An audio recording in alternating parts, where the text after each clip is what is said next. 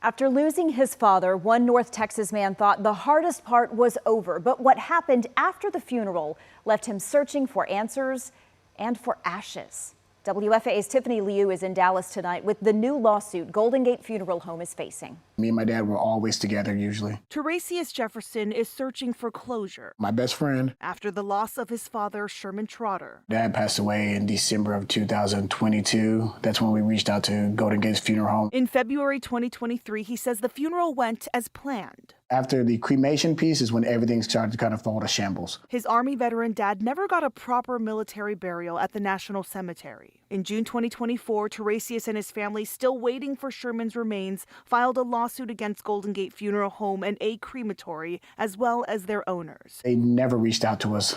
Documents state his request for his father's remains went ignored for 16 months. And to this day, he says, We have no answers for my dad's ashes. after filing the lawsuit more than 2 years following his dad's death, Teresius says Golden Gate Funeral Home finally said the remains were ready to be picked up. But at this point, he doesn't think they're his father's ashes. We have negligence. We have Deceptive Trade Practice Act. We also have breach of contract. Walter Musgrove is his attorney. From South Dallas, he is familiar with this generational funeral home.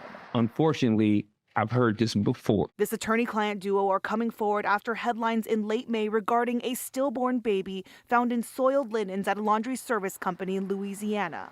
Police say the infant came from Golden Gate Funeral Home's location in Dallas. This is not the first, the second, the third. Several claims have been filed. We've reached out to Golden Gate Funeral Homes multiple times and have not heard a response. Musgrove says the funeral home should be shut down. How are they continuing to operate? But higher than that, I think there needs to be some accountability of the governing bodies that continue to allow them to operate. as Teresius reaches 3 years since his father's death, he realizes closure may never come. Nobody should have to go through this. In Dallas, I'm Tiffany Liu.